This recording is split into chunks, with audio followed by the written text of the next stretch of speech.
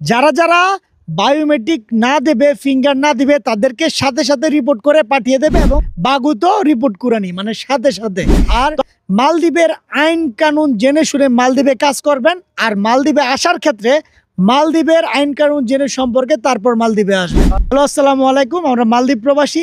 যারা যারা এখনো যে বায়োমেট্রিক বা ফিঙ্গার দেন নাই এবং এদেশের সরকার যে কি বলেছিল 14ই নভেম্বর, আমাদের এখানে একজন সিনিয়র ভাই আছে যিনি প্রায় 10 বছর যাবত মালদ্বীপে থাকেন। এখন আমি ওনাকে কিছু এই বায়োমেট্রিক যারা যারা ফিঙ্গার দেন নাই বা ফিঙ্গার দিলে কি হবে, না দিলে কি হবে, আমি ওনার সাথে একটু শুনবো ওনার কাছ থেকে। এবং আপনারও খুবই ইম্পর্টেন্ট ভিডিও, তো আপনারা একটু মনোযোগ দিয়ে শুনবেন। আসসালামু আলাইকুম ভাই। ওয়ালাইকুম সালাম। জি ভাই, আপনি মালদ্বীপে কত বছর যাবত আছেন? ওই তো 9-10 বছর হবো। আচ্ছা, এই যে মালদ্বীপে যে নতুন এই সরকার একটা নিয়ম করছে যে বায়োমেট্রিক যারা দিতে পারবে না তারা নাকি এখানে থাকতে পারবে না, এটা আসলে কতটুকু আপনি জানেন, আমাদেরকে একটু বলেন।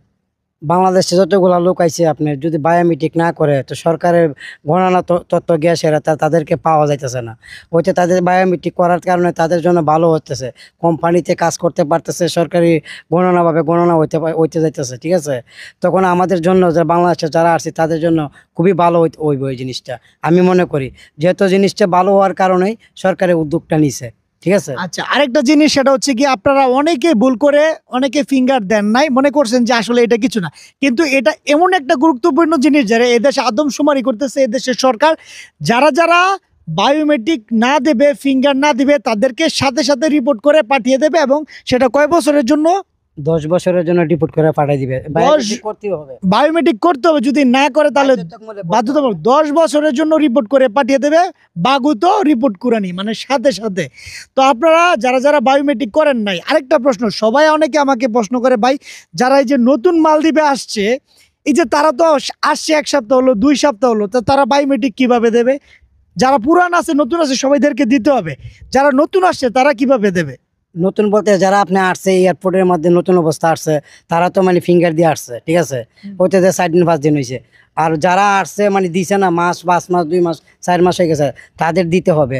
তো তাদের বিষয় ঠিক আছে কিনা তো জানে না সরকার এই সম্পর্কে।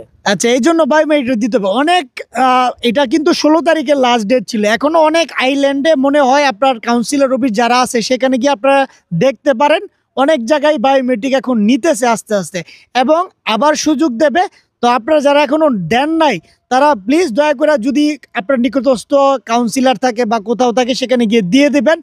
আর মালদ্বীপের আইন কানুন জেনে শুনে মালদ্বীপে কাজ করবেন। আর মালদ্বীপে আসার ক্ষেত্রে মালদ্বীপের আইন কানুন জেনে সম্পর্কে তারপর মালদ্বীপে আসবেন। সরকারের কথা প্রয়োগ করতে হইব, মালদ্বীপ থাকাকালীন সরকারের কথা প্রয়োগ করতে হইব।